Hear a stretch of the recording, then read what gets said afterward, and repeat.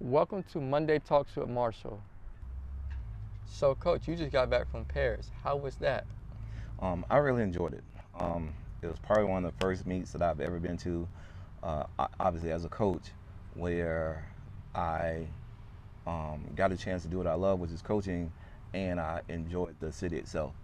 That was one of the things that I solely regretted as an athlete when I used to run. I've been all around the world several times.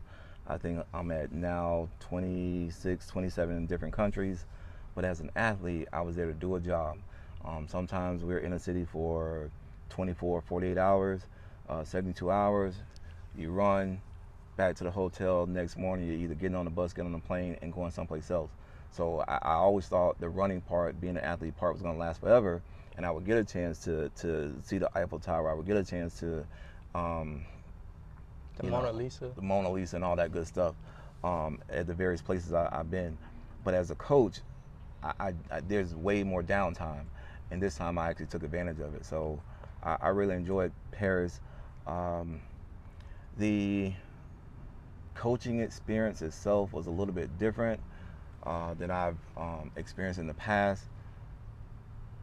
For the most part, as a coach, as a selected team coach, I felt like I was always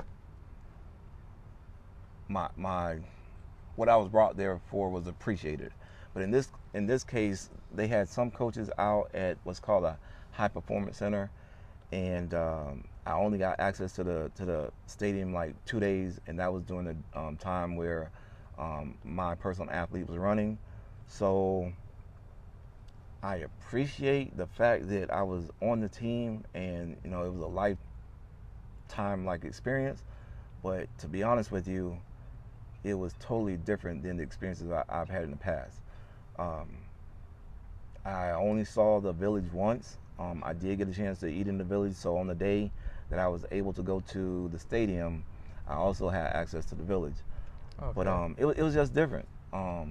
It worked out to be out to be in my favor because I got a chance to hang out with Desmond Jackson's coach, and we had a time in Paris. Yeah, but it was cool. Okay. It was cool. So on the back end though, like this is your first major meet that you didn't get a chance to attend. How do you feel, and like what are your thoughts about that? Um, I honestly, as an athlete, I was disappointed because I didn't Hmm. make the team and I didn't get a chance to show my true potential. But at the same time, running through nationals, running through Olympic trials, and knowing that I ran my hardest and I ran my best of the season, at this point, I just left it in God's hand and be like, hey, it just wasn't my time to go. But I know in the back of I know in my heart that I ran the best I could do and I done the very best I could. So I really, left it on the table. So I couldn't really say anything to was bad. Yeah, But it was more of a disappointment.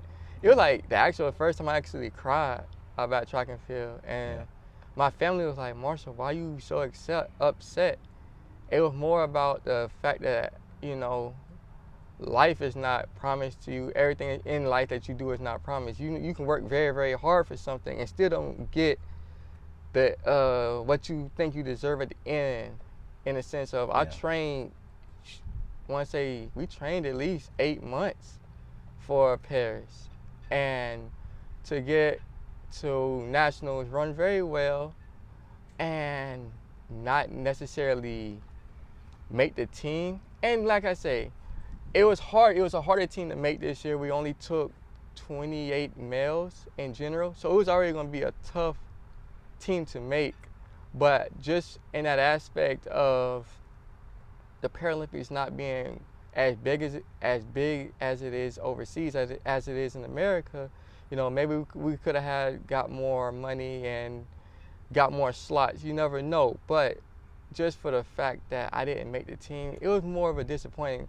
But it's not like I'm gonna go and complain. I'm just gonna when my off season ends in a couple of weeks, and we're gonna get back to grinding. We don't complain. We adjust, and that's what we're gonna do. We're gonna adjust and do our thing. so you as an athlete, yeah, um, it's okay if you take the high road. And I typically take the high road as well. But it's funny because we kind of face the same thing. Whereas I was number one in the nation coming out of high school. I was third at NCAA's my senior year in college. So my trajectory suggested that I should be one of the top Americans in the country if I continue to do what I was doing. But because of the high use of drugs, I don't feel like I was able to fulfill my dreams. And so I feel like you, to a certain degree, are in that same boat where it is not where top three go to the Paralympics and that's just it. There's some type of formula, which I still don't understand, where it doesn't matter what you do. You could have ran a personal best and unfortunately still not been chosen. So even if you hit 100% of your standard or 105% of your standard, it was never in your hands. And that's unfortunately what we have to fight against, and most people don't understand. I don't know if it's fair or not, because everybody's under those same stipulations, but who's to say that a person who didn't deserve to make the team made the team, and somebody who deserved to make the team didn't? Like, you never know. I definitely know at least one person who probably was on the bubble per their performance, whether or not they should have been on that team. And then their performance over there, to me, suggested that they shouldn't have been on the team. Even if you were not picked, maybe that person should not have been on the team. But it's one of those things where if it don't kill you, make you stronger. I've always told you that our goal is to make your, what they say, disability disappear. And that has always been the main purpose. You still are unbeaten on American soil. And I think at the end of the day, you have to really understand what your purpose is behind this. And I've always told you, you're never going to get rich in track and field, but you can use this to build your platform and let other people know about CP, your visual impairment, and the things that you've done to overcome that. And again, to a certain degree, make your disabilities disappear. Yeah, and I'll say thank you to that. But in my world, I feel like I've done that to a point. It feels like I have more to do. A lot of people don't realize how hard it is to run 7 years straight and be the top guy, knowing every year I got a couple of people that try to come take my spot from the top, and they can't do it. It doesn't matter who you coach with, doesn't matter who you think can strengthen you up. What we do down here in Florida, you can't touch. And I thank God for that ability to run. Okay, guys, thank you all for tuning into this week's episode. I hope y'all enjoyed our guest today, Coach Tony McCall. And remember, the videos will be up on Monday. And remember, on Sunday night, the video will be live on YouTube. So if you want to catch an early glimpse of it, the video will be on YouTube. Thank you all.